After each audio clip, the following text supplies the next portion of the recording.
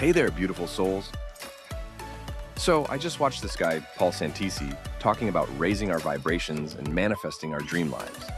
And let me tell you, it was like watching a spiritual icon mixed with a dash of Tony Robbins and a sprinkle of Deepak Chopra without the political views.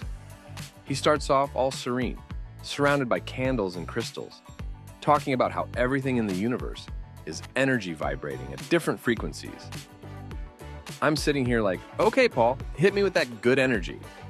Then he goes on about gratitude, meditation, nourishing your body and soul, mindful speech and thoughts, and spreading love and kindness. I'm like, yes, Paul, preach it. I'm ready to vibrate on a whole new level.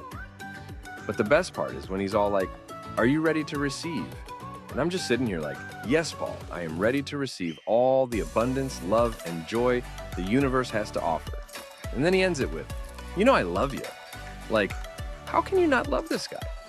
He's like the spiritual cheerleader we all need in our lives. So if you're feeling a bit low on energy or just need a little pick-me-up, I highly recommend checking out Paul Santisi. He's like a shot of espresso for your soul, guaranteed to leave you feeling all warm and fuzzy inside.